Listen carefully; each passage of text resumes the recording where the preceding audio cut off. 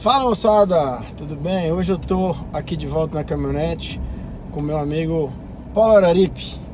E o Paulo tá em viagem e parou aqui para almoçar com a gente.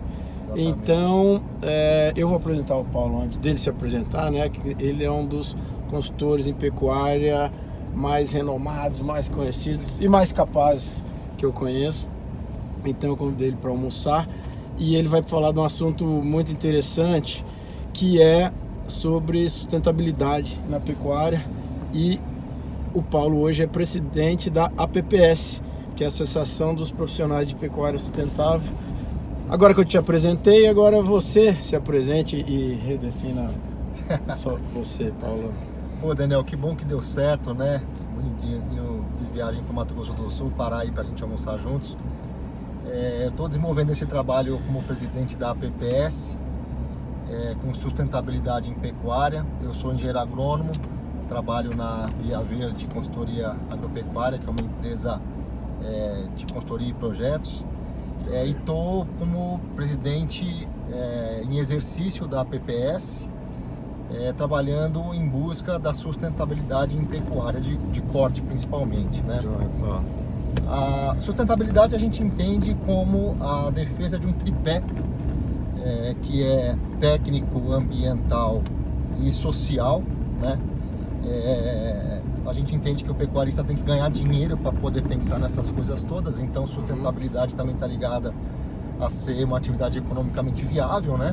Certo. E ela tem que respeitar o meio ambiente, respeitar minimamente a legislação ambiental brasileira e fazer com que a sociedade veja isso com bons olhos e isso seja aceito pela sociedade. Então tem que ter bem-estar animal, né, Daniel?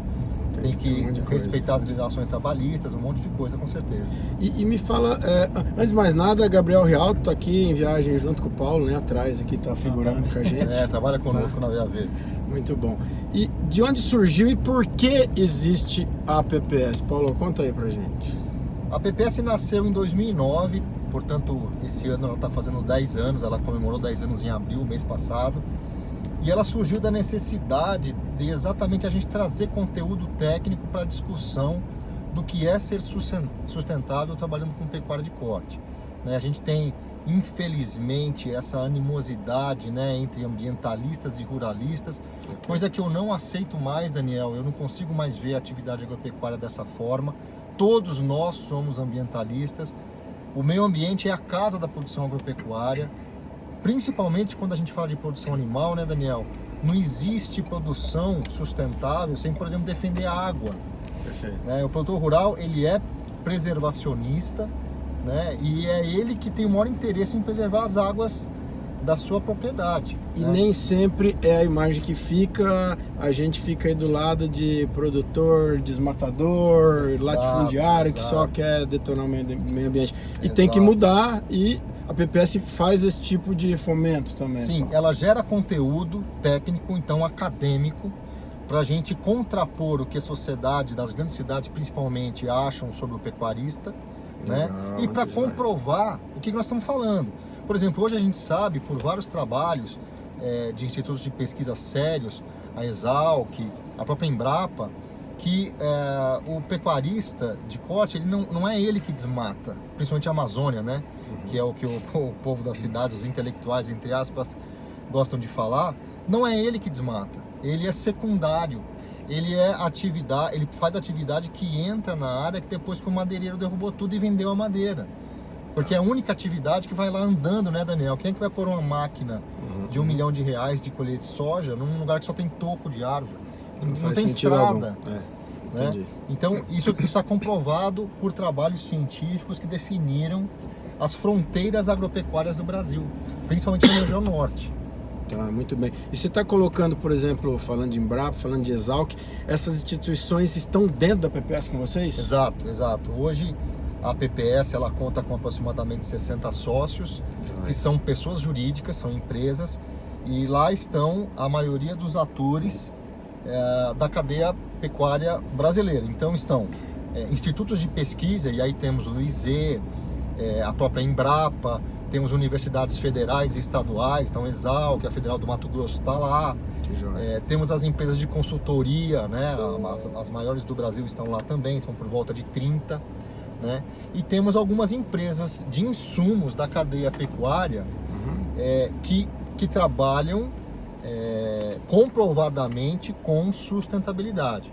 Então, empresas que não respeitam o meio ambiente, que não têm tecnologia para gerar lucro para o pecuarista e que não são bem vistas pela sociedade, elas não estão na PPS. Perfeito, obviamente, né?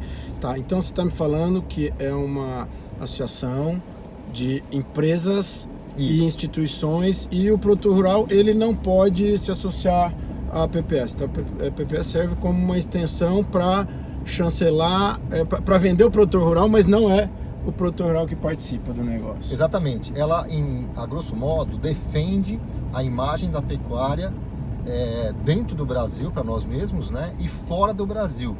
O Brasil é um big player na pecuária de corte no mundo, e todo mundo tem medo do Brasil no mundo. A verdade é essa. A gente consegue produzir carne em grande quantidade de forma barata para colocar no mundo inteiro. Mas eu queria fazer um parêntese com relação ao produtor rural dentro da PPS.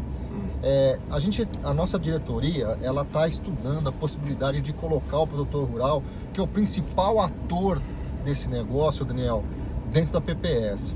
Eu estou fazendo força, a gente tem um problema estatutário para resolver, para colocar o produtor rural dentro da PPS. Eu estou fazendo um esforço bem grande com os meus diretores para a gente conseguir fazer isso. Eu preciso, então, porque hoje os produtores rurais, eles têm CNPJ, né? Então eles já são pessoas jurídicas, muitos deles, né? Então eu conseguiria hoje colocar. Mas eu acredito que no segundo semestre de 2019, no máximo no primeiro de 2020, isso vai ser uma realidade na PPS, porque está me incomodando um pouco isso, né? Do principal elo da cadeia não está lá dentro hoje. Está lá dentro representado por outras empresas, mas ele não está individualmente, né? Não, perfeito. É incrível até, peraí que eu preciso fazer uma curvinha aqui. Não, eu recaminho, eu virei errado, vou ter que ir mais para cima, mas tudo bem.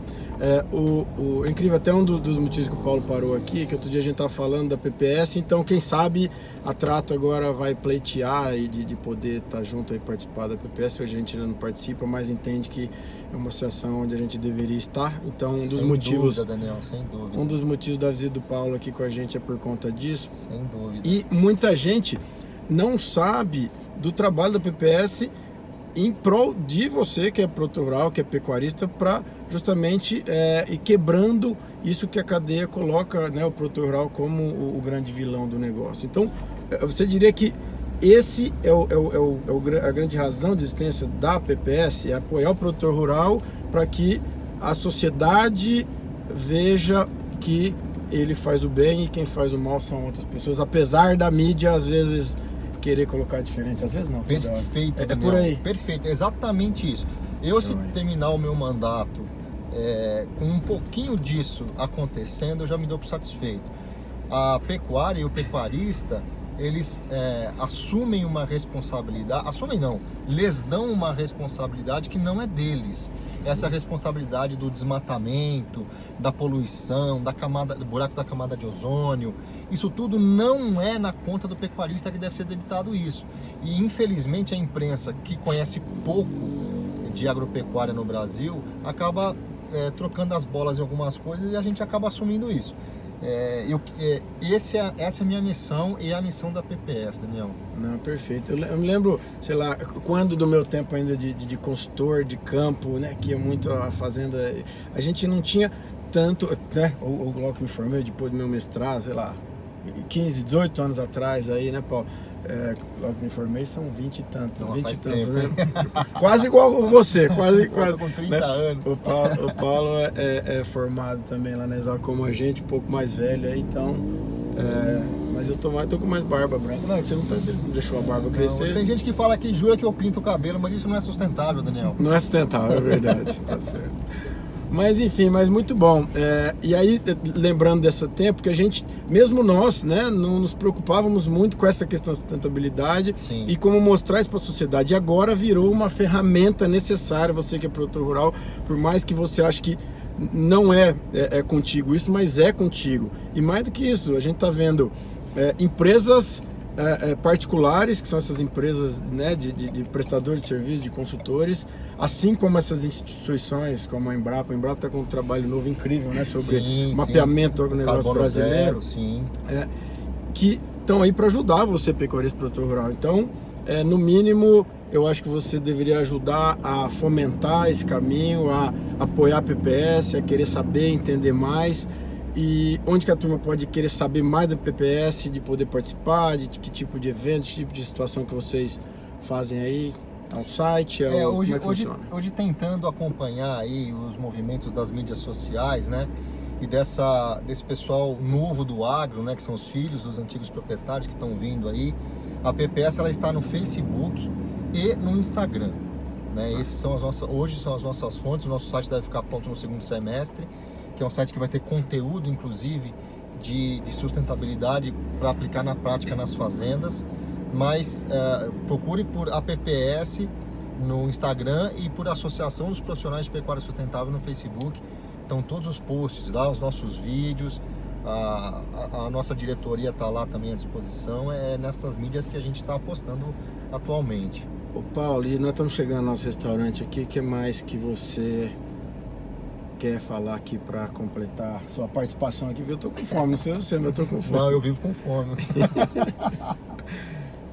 Daniel, eu faço essas viagens para difundir, entre outras coisas, o trabalho com a sustentabilidade na pecuária, e de fato estou aqui já a público dizendo que eu faço questão que a Trato participe desse processo, dessa dinâmica, desse movimento. O mundo inteiro está de olho no Brasil porque ele consegue unir produção agropecuária em larga escala com proteção ao meio ambiente. O nosso país é um dos únicos no mundo que consegue fazer isso, e a gente ainda é taxado de destruidor do meio ambiente. Veja só, o país hoje ele preserva 66% do seu território, enquanto outros concorrentes de produção de carne no mundo, quando preservam muito, preservam 14, 15%. Né? E quem sai feio na foto é a gente. O brasileiro. Né? Isso me enche de motivação para continuar com esse trabalho. Então, se o mundo quer ser preservacionista, compre produtos alimentícios do Brasil, principalmente carne. Show de bola. E aí a PPS precisa também de você, pecuarista, produtor rural, para ajudar a apoiar, a fomentar esse caminho aí. E a Trato vai estar junto lá, se Deus quiser. Tomara, eu faço o gosto. E agora vamos comer uma carne, então. Vamos embora. Sustentável, claro. Obrigado, valeu. Falou, turma, até a próxima. Até.